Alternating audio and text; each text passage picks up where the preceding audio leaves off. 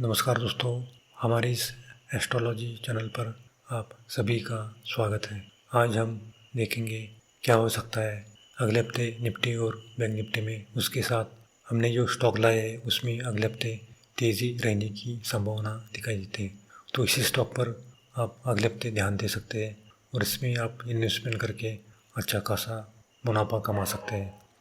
तो दोस्तों, उससे पहले हमारे नाम से कोई फेक चैनल चला रहा है और उसकी जानकारी व्हाट्सएप पर दे रहा है और आपको इन्वेस्टमेंट करने के लिए कह रहा है, तो हम ऐसा कौन सा भी चैनल नहीं चलाते हैं। हमारा सिर्फ टेलीग्राम का एक ही चैनल है, व्हाट्सएप का कौन सा भी चैनल हम नहीं चलाते हैं। सिर्फ एक ही टेलीग्राम का चैनल है। तो अगर आपको कोई कहेगा कि हमारे नाम से इन्वेस्टमेंट करना है तो बिल्कुल नहीं करना है। हम जो ट्रेड करते हैं उसकी जानकारी हम हमारे टेलीग्राम के चैनल पर देते हैं। तो दोस्तों, देखते हैं अगले हफ्ते निफ्टी में क्या हो सकता है। तो दोस्तों, अगले हफ्ते में अभी निफ्टी की क्लोजिंग देखें तो 24,360 के पास क्लोज हुआ है।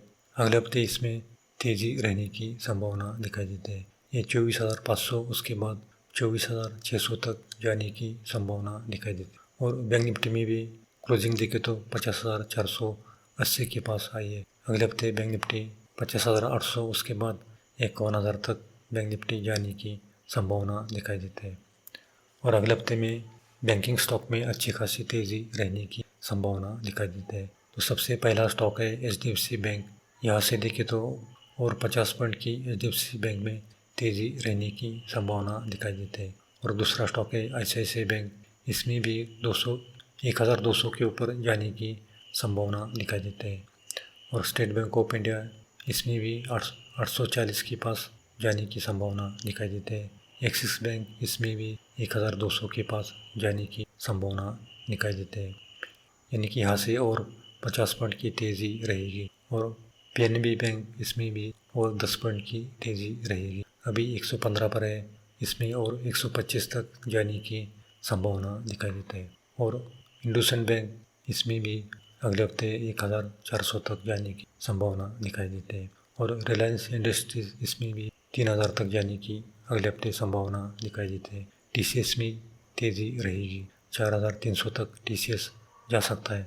तो दोस्तों, हमने ये जो स्टॉक निकाले हैं इसमें अच्छी खासी हमने रिसर्च की है और रिसर्च करके हमने इसका टारगेट सेट किया है। तो दोस्तों, अभी जो न्यूज़ चल रही है कि हिंडनबर्ग ने अदानी के ऊपर जो आरोप लगाया है और जो सेबी चीफ है बुच, उन पर जो आरोप लगाया है वो कोई नया आरोप नहीं है, वो पुराना ही आरोप है।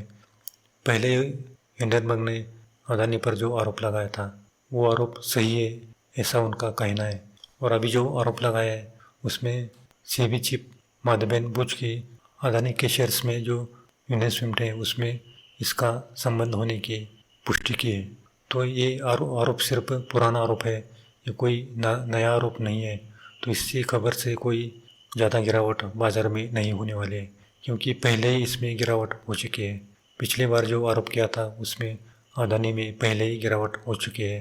अब अदानी के ग्रुप में गिरावट होने की संभावना बहुत कम दिखाई देती है।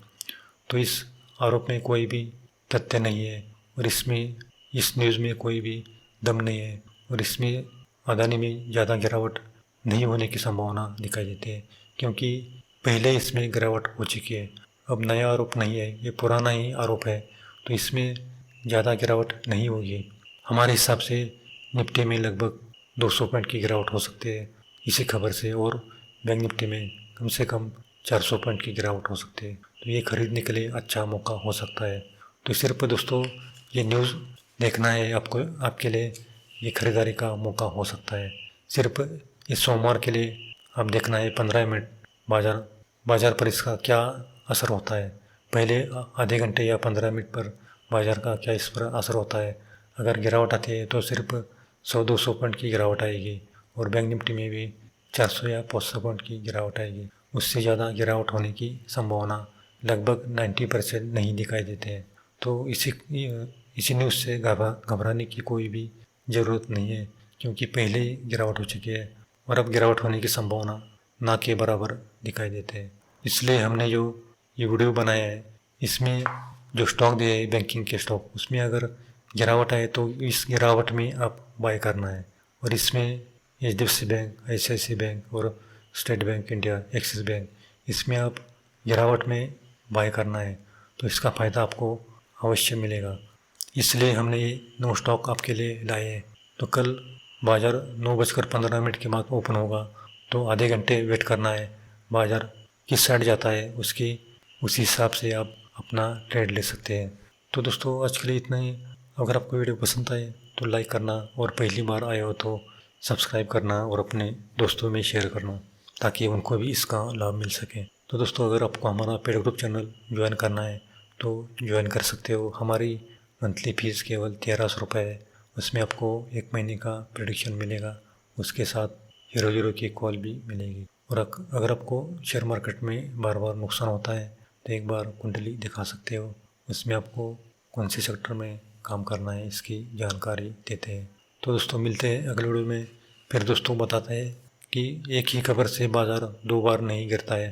पिछली बार गिरा था, ये कोई नया न्यूज़ नहीं है, ये पुरानी न्यूज़ है। तो इसे ध्यान रखकर आप कल ट्रेड कर सकते हैं।